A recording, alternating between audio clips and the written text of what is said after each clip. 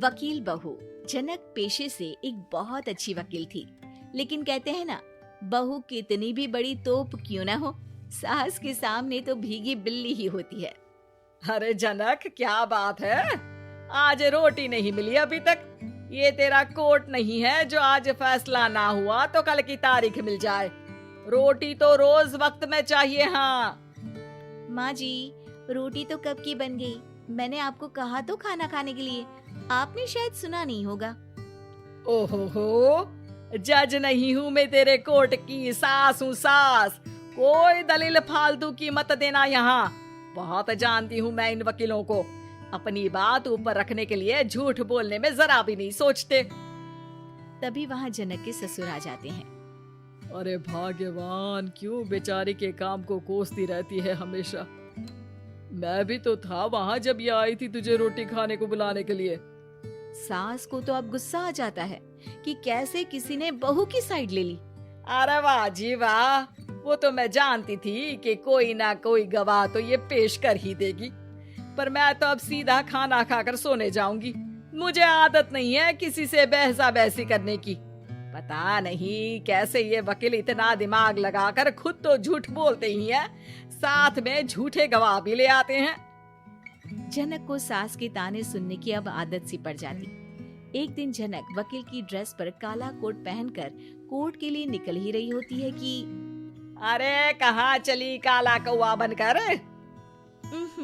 टोक दिया ना, अब कोर्ट तो वकील वाली ड्रेस पहनकर ही जाऊंगी ना। वाह भाई वाह, दामिनी तो मैंने भी देखी है। सन्नी पाजी ने ऐसा ही कोट पहना था और कहा था कि तारीख पर तारीख, तारीख पर तारीख। मतलब कि कोई बात करनी है तो बोलिए, वरना वक्त नहीं है मेरे पास खराब करने के लिए। अरे पता नहीं तुझ में क्या देखा मेरे बेटे ने, सारा दिन वकीलों वाली बहस करती है भोली भाली सास के साथ। अच्छा सुन, जो इतनी बहस मेरे आगे करती है ना, जरा अपने बॉस से कर ले, जो 1 साल भी ना हुए तेरी शादी को और काले कपड़े पहना दिए। अंदर जा और लाल कोट पहन कर आ, पता तो चले कि नई नवेली शादी हुई है।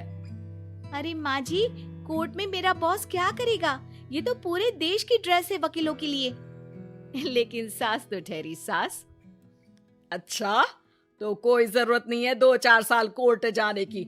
शादी थोड़ी पुरानी हो जाए तब इजाजत दे दूंगी मैं तुझे काले कपड़े पहनने की।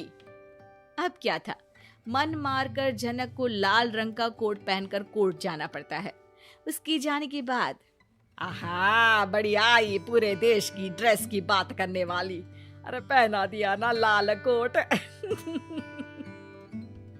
अब सास आए दिन या तो जनक को उसके काम का ताना देती या फिर उसका काम छुड़वा देने की धमकी। तंग आकर एक दिन जनक पति से कहती है, मैं सोच रही हूँ कि कोर्ट जाना बंद ही कर दूं। अरे क्यों यार, इतना अच्छा करियर है, क्यों छोड़ने की सोच रही हो?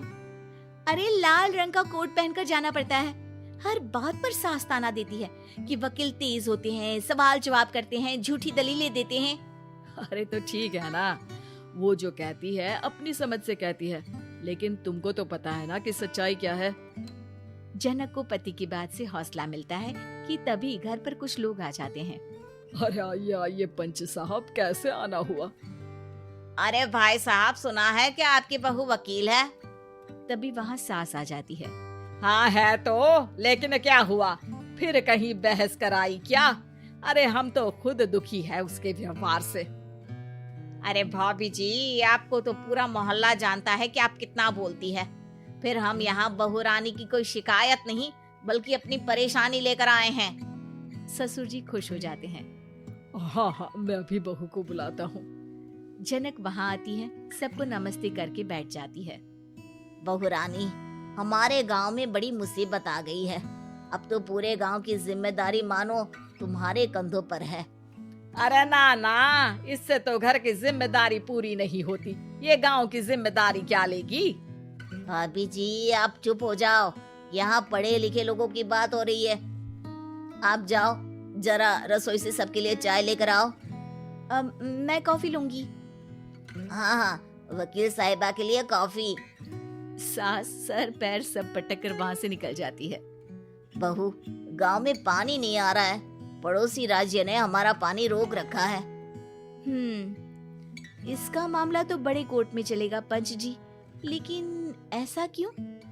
वो राज्य हम लोगों से पानी के पैसे मांग रहा है। अब आधे गांव में पानी की सप्लाई खत्म हो गई है बहुरानी। अच्छा पंच साहब, बात गांव की है तो मैं जरूर केस लड़ूंगी। यहाँ एक बार फिर सास की एंट्री हो जाती है। अरे वाह जी वाह, ये काम करवा लो, आप हमारी बहू से बहुत अच्छा करती है। मैं हूँ सीधी सादी सास। इस लड़की ने कैसे लड़ लड़ कर मुझे साइड कर रखा है, ये तो अब आपको पता चल ही जाएगा। अरे भाभी जी, आपकी आवाज तो पूरे गांव को सुनाई पड़ती है जब आप बहू रानी को सुंदर वचन सुना रही होती हैं। अरे वकील बहू मिली है, फक्र करो फक्र। हाँ जी हाँ, सारी फकर तो हम लोग ही करें। खैर, अब जो केस लड़ेगी और पानी गांव में आ जाता है तो पंच साहब लिख कर देना होगा कि हैंड पाइप में सबसे पहले मेरी बाल्टी और घड़ा भरेगा। अरे फिर तो हम बहू रानी के नाम पर घर पर ही सप्लाई दे देंगे, लेकिन ये इतना आसान नहीं है। बहू, गांव के पास अभी वकील करने की भी पैसे नहीं है तो। अरे पंच साहब, ये मेरे गांव का मामला है, मैं आपसे एक भी पैसा नहीं लूंगी। सास को बहू की बात पर गुस्सा आ जाता है, लेकिन सबके जाने के बाद झनक मन लगाकर गांव की परेशानियों को दूर करने में लग जाती है। और वो दिन भी आता है कि झनक केस जीत जाती है। अरे आज तो प्लम्बर आकर घर तक पाइप लगा गया है। खुश हो जाओ, मेरे कारण तुम लोगों को घर के अंदर ही पानी मिल जाएगा।